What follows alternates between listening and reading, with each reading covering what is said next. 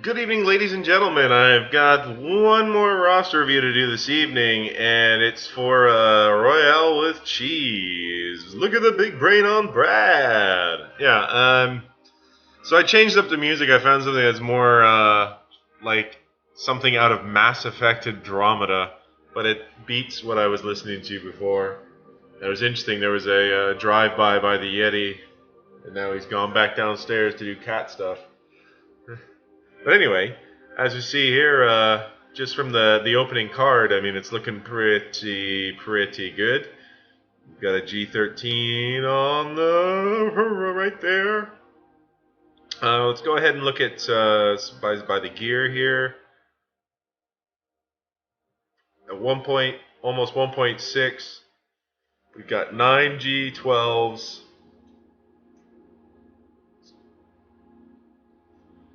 11 G11s, and then 2 10s, and down a couple of 9s, couple of 8s, bunch of 7s, that kind of thing.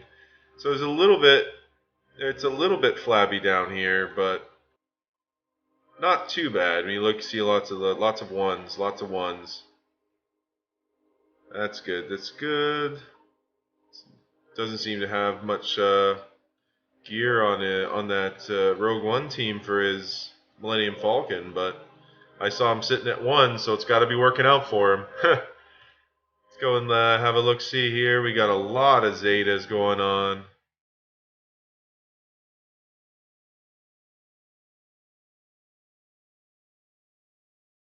Yeah, 15 Zetas. Sorry, that took me a bit longer. I blanked out for a second there.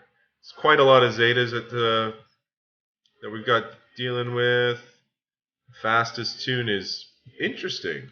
It's Bosk. 264. Alright. So we got a pretty fast zombie there. That's I mean, I've taken down his fight in the arena. Yeah, 132 on zombie. Whew. Interesting.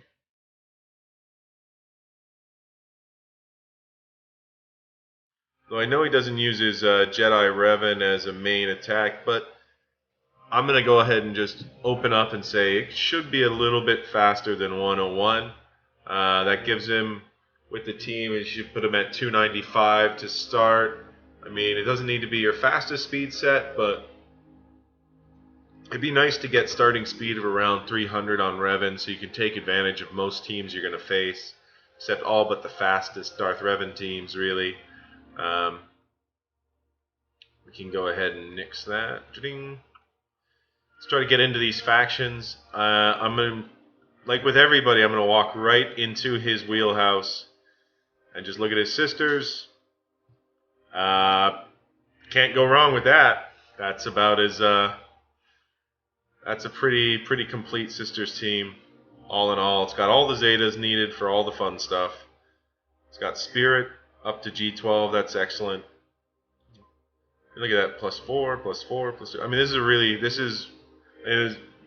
it's not an A plus, but it's definite solid A. I mean, I know he's getting good raid results with his sisters team, so I can't even say like, oh, having some other options, but nah, this team is destroying it. So we're gonna go and move on to, let's go check out Rebels. Double Zeta Chewie, I like it. Han. It's 3PO, nice, 7-star 3PO. Needs some gear. That should be a priority. I don't see CLS, but he's got the right stars. It looks like R2.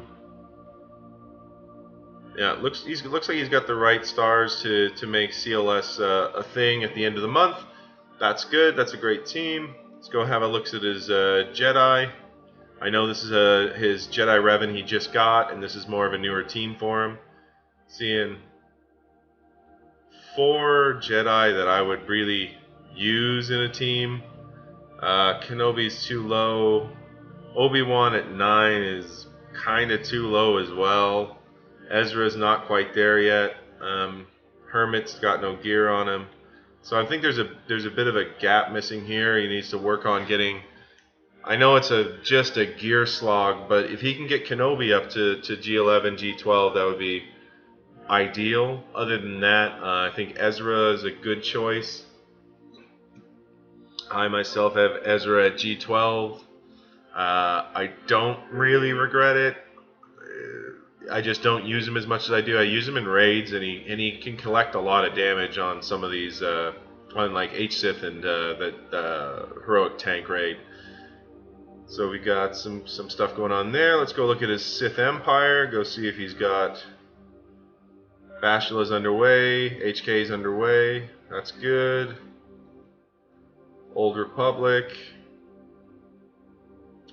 Karth, no candy yet. Juhani's underway. Looks like he'll be getting Darth Revan the next time around. Judging by that, I mean, there's definitely more than enough time to get enough stars on Bastila and Juhani. It only takes about 30 days to get Karth from 1 to done. So that's not a worry. I think it's looking really good for that. Obviously, it's not a Malik, not getting Malik. But besides the last account, who is? Take a look at his empire. 11, 10, 9, 9, 8. I think this is a faction that definitely deserves a little bit of love.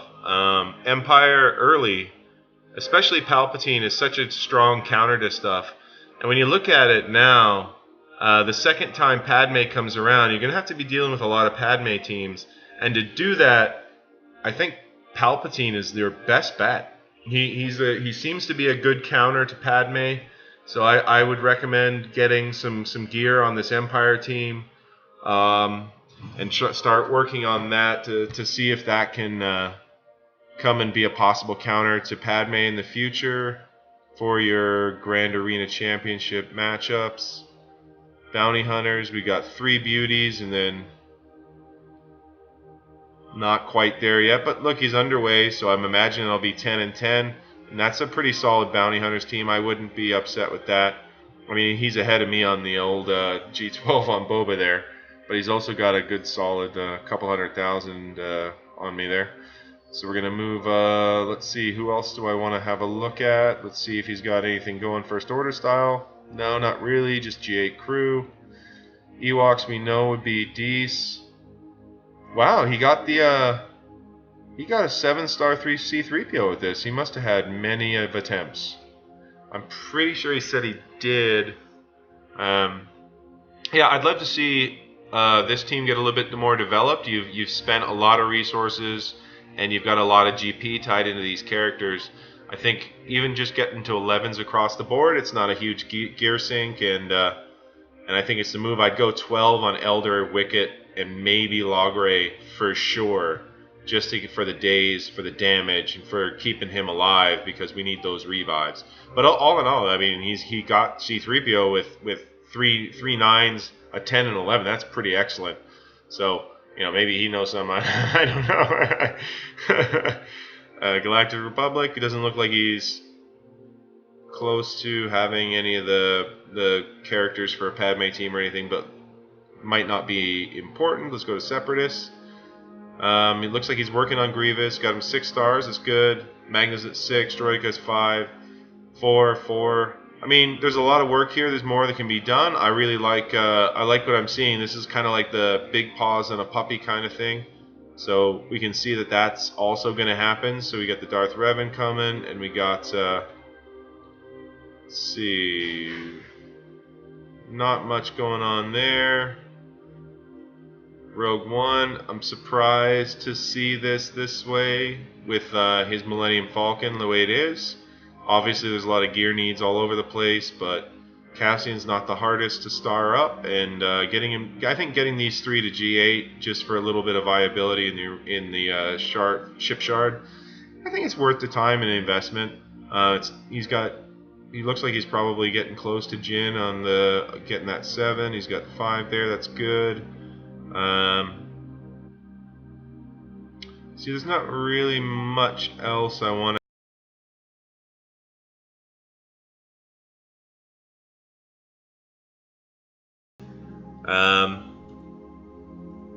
funny how they show.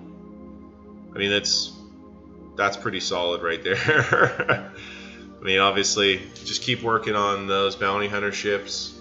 Oh, looks like he's getting that 7-star Falcon this time. That's excellent. Well done. He's got a lot of gear on his Phoenix. Wow. Oh, just for the mass attack. That must have taken some gear. That's kind of interesting, yeah. And then here, just kept Phantom pretty light. All right. Akbar looks about ready.